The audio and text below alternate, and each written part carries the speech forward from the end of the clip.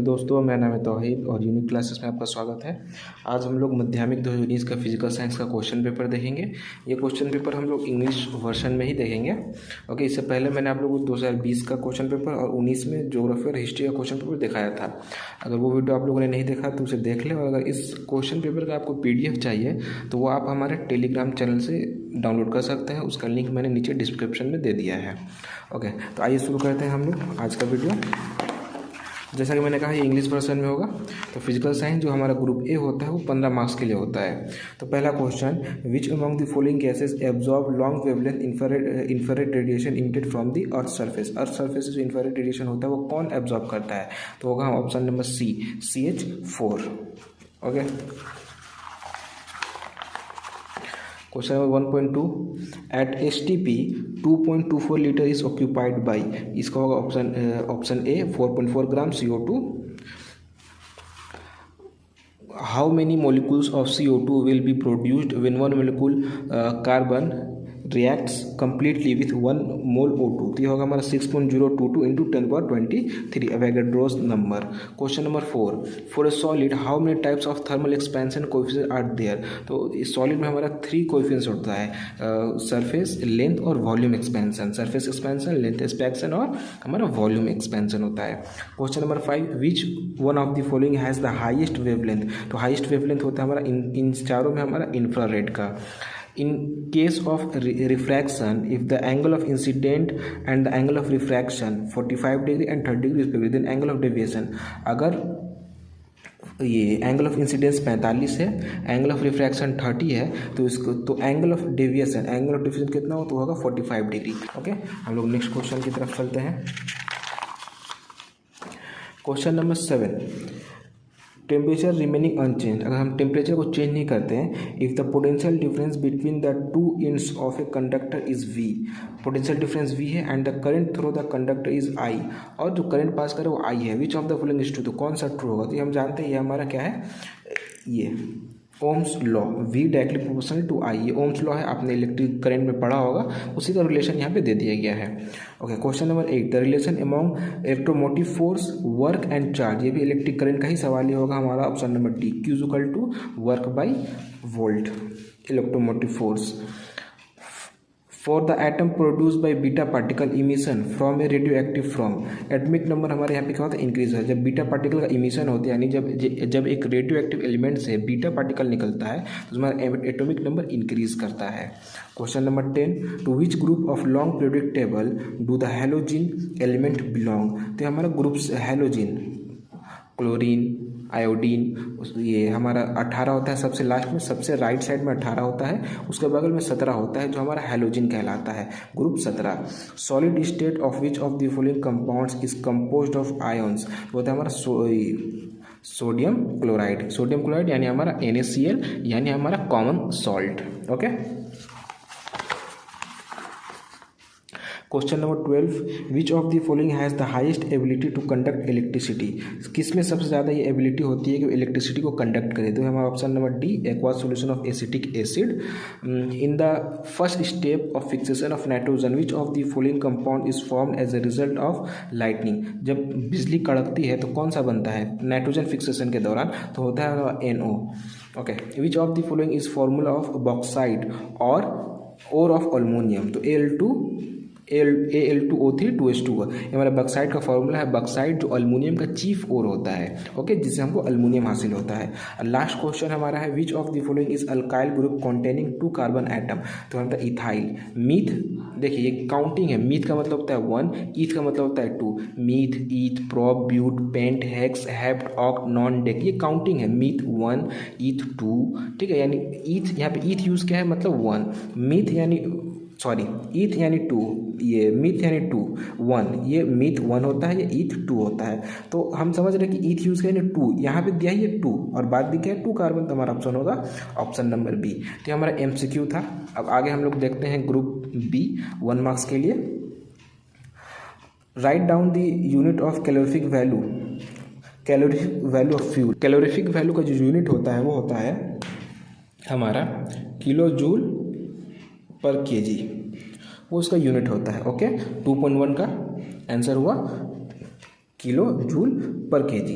Okay उसमें और में क्वेश्चन है, डज द टेम्परेचर इंक्रीज और decrease with the increase in altitude in atmosphere. तो यहाँ पे हमारा टेम्परेचर इंक्रीज करता है, टेम्परेचर क्या करता है, इंक्रीज करता है। देखिए पहला हमारा आता है ट्रोपोस्फेयर, उसके बाद आता है stratosphere.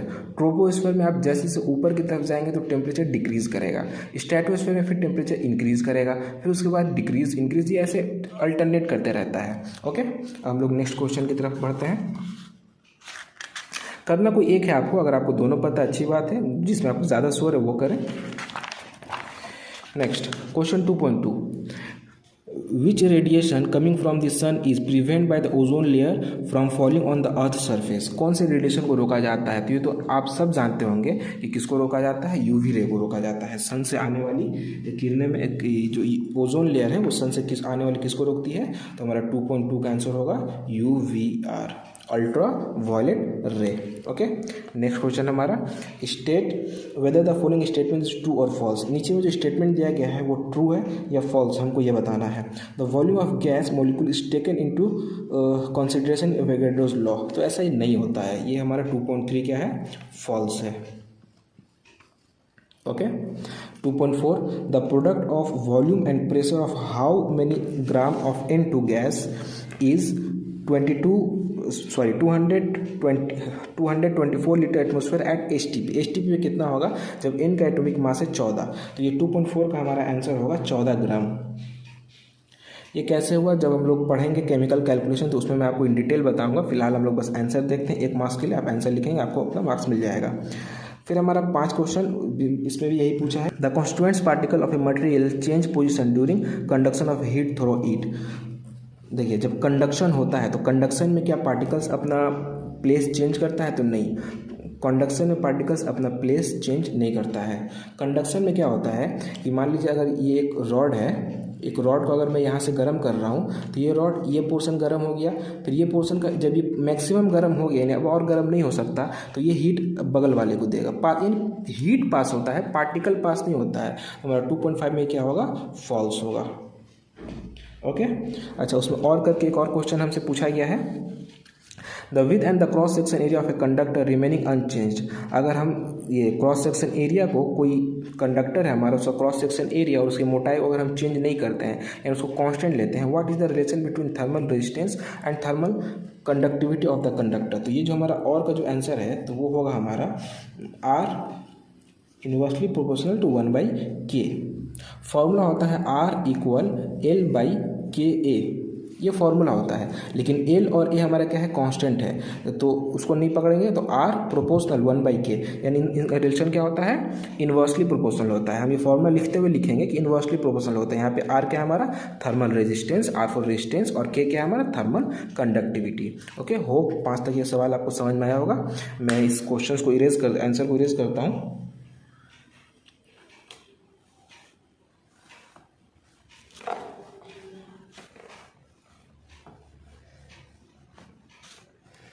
Okay, question number 6. What will be the angle of incident when a ray of light passes through a center of curvature? Concave mirror के जब सेंटर ऑफ कर्वेचर से कोई रे पास करेगी तो वो कितना एंगल बना के जाएगी, तो वो हमारा 90 डिग्री, जब वो सेंटर से पास करेगी तो 90 डिग्री बना करके क्या करेगी, मिरर पे टकराएगी। How many rectangular surface are there in a prism. Question number 7, कितने रेक्टेंगुलर सर्फेस होते हैं, तो होते हैं हमारे, ये 6 था, 2.7, टोटल 3 रेक्टेंगुलर सरफेस होते हैं। एक प्रिज्म में टोटल 3 रेक्टेंगुलर सरफेस होते हैं। Give an example of semi conductor, तो हमारा सिलिकॉन हो सकता है। सेमी कंडक्टर ना ही वो प्रॉपरली कंडक्टर है, ना ही वो नॉन कंडक्टर है, वो पार्शली कंडक्टर और नॉन कंडक्टर की तरह बिहेव करता है, सेमी कंडक्टर।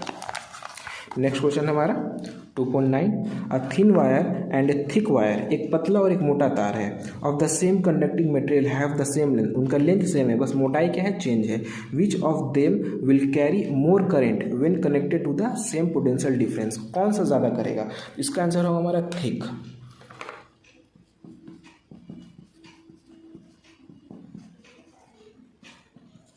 जितना मोटा होगा वो उतना ज़्यादा करंट फ्लो करेगा और जितना पतला होगा उतना कम। Okay 2.10, mention 1 misuse of nuclear fusion reaction. ये तो बताने वाली बात नहीं, आप सब जानते हैं, 1944 हिरोशिमा नागासाकी, यानी मिस यूज क्या है, atom bomb. To make atom bomb, fusion के जरिए एटम बम बनाया जाता है। Next, which law explains the release of huge amount of energy in nuclear fusion. तो वो जो था हमारा आइंस्टाइन का दिया हुआ E=mc²। इस फॉर्मूला से हमको समझ में आता है कि ह्यूज अमाउंट ऑफ एनर्जी वहाँ से निकलती है। ओके, अगला है हमारा मैचिंग। तो हम लोग मैचिंग देखते हैं। तो मैचिंग में हमारे 4 हैं, 2.11.1, 2.11.2, 2.11.3 और 2.11.4। तो मैं डायरेक्ट आपको आंसर बताता हूँ तो कौन किससे मैच करता है। तो 2.11.1 जो है वो हमारा सी से मैच करता है, सी एल्यूमिनियम। 2.11.2 हमारा डी से मैच करता है, ओके। और 2.11.3 ए से, और 2.11.4 हमारा बी से मैच करता है, ओके। फर्स्ट सी से, सेकेंड डी से, ये थर्ड वाला ए से, और फोर्थ हमारा बी से, ओके। ये हमारा मैचिंग था। अब देते हैं, draw the Lewis dot structure of N2 molecule, atomic number of 7। Lewis dot structure, N2 यानी एक N दूसरा N, 2 नाइट्रोजन है। तो जितना नाइट्रोजन ये, जितना इलेक्ट्रॉन ये शेयर करेगा उतना इलेक्ट्रॉन ये शेयर करेगा। तो लास्ट ऑर्बिट पे दोनों पे 5 इलेक्ट्रॉन होते हैं, पहला ऑर्बिट पे 2 और लास्ट ऑर्बिट पे होते हैं 5 इलेक्ट्रॉन होते हैं। तो ये यहाँ से 3 शेयर करेगा, ये यहाँ से 3 शेयर करेगा।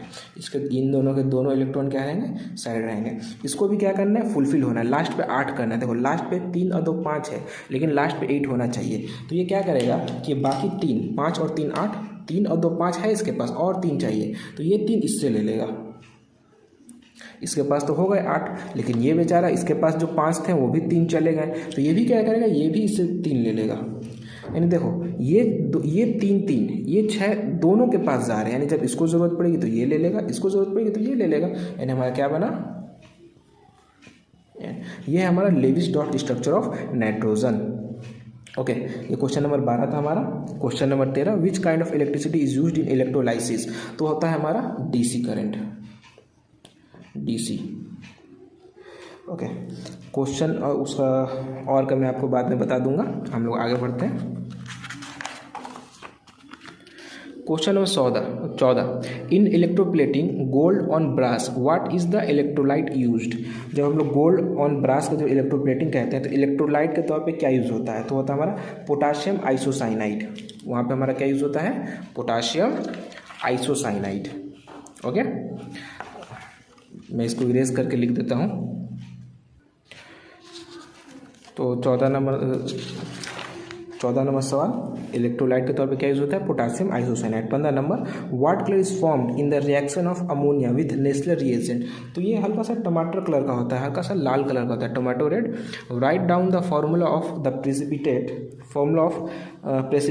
Formed from H2S gas is pass through an aqua solution of silver nitrate. जब सिल्वर नाइट्रेट से हम H2S गैस को गुजारते हैं तो पूरे रिएक्शन के बाद जो हमारा ये प्रेसिपिटेट बचेगा उसका फॉर्मूला क्या होगा, तो पूरे रिएक्शन के बाद जो प्रेसिपिटेट बचेगा वो हमारा H2 होगा। तो उसका फॉर्मूला, वो हाइड्रोजन होगा तो उसका formula H2, okay. Question number 17, what is the value of bond angle in methane.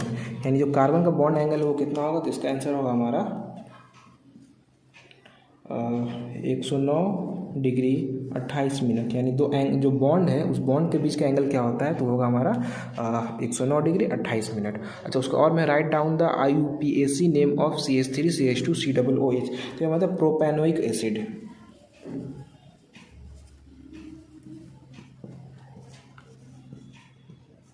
Propanoic acid. ये 17 का और का आंसर था। 18 लास्ट क्वेश्चन हमारा ग्रुप बी का, what is the industrial source of CNG। तो अक्सर ज़्यादा हमारा कोल माइन से हमारा क्या CNG gas, compact natural gas निकलता है, ओके। तो ये था हमारा ग्रुप सी। 1 मार्क्स के जितने भी क्वेश्चंस थे वो मैंने आप लोगों को दिखाए। उसमें हम लोगों ने MCQ देखा और साथ साथ fill in the blanks, true false 1 marks का क्वेश्चन देखो। उसके बाद हमारे 2 मार्क्स के क्वेश्चन आते हैं। तो ये ग्रुप सी है, 2 मार्क्स का टोटल आपको 9 क्वेश्चंस करने रहेंगे, ओके। ये आप देख सकते हैं। और अगर आपको इस क्वेश्चन पेपर का PDF भी चाहिए तो आप हमारे टेलीग्राम चैनल से उसे आप लोग डाउनलोड कर सकते हैं, जिसका लिंक मैंने डिस्क्रिप्शन में दे दिया है, ओके। तो आप देखेंगे ग्रुप सी में 9 क्वेश्चंस करने थे और 9 ही दिए हैं, लेकिन आप ध्यान देंगे हर क्वेश्चन में एक और करके दिया है, और करके क्वेश्चन एक्स्ट्रा दिया है आपको, यानी आपके पास ऑप्शंस हैं, आप या तो ये करें या तो ये करें, या तो ये करें या तो ये करें। लेकिन कुछ कुछ क्वेश्चन में आपके पास ऑप्शन नहीं है, जैसे कि 7 नंबर क्वेश्चन है, इसमें आपके पास कोई ऑप्शन नहीं है, सवाल आपको करना ही पड़ेगा। लेकिन 8 नंबर क्वेश्चन में आपके पास 2 क्वेश्चन है, कोई एक आप कर सकते हैं। तो इस बात का आप लोग थोड़ा सा ध्यान रखें। ग्रुप डी, ये आपका ग्रुप डी के क्वेश्चन है जो 3 मार्क्स के लिए पूछे जाते हैं, इसमें भी ठीक उसी तरह आपको देगा। ओके, ये ग्रुप डी के क्वेश्चंस, और यहाँ पे जो है लास्ट ग्रुप डी का क्वेश्चन आपका खत्म हो रहा है, यहाँ पे ग्रुप ई का क्वेश्चन शुरू हो रहा है जो फॉर एक्सटर्नल कैंडिडेट के लिए, वो आपको नहीं करना है। ओके, अगर ये वीडियो आपके लिए हेल्पफुल होगा तो इसे लाइक करें, दोस्तों के साथ शेयर करें, और हमें कमेंट करके ज़रूर बताएं ये वीडियो आपको कैसा लगा। आज के लिए इतना ही, मिलते हैं अगले वीडियो में।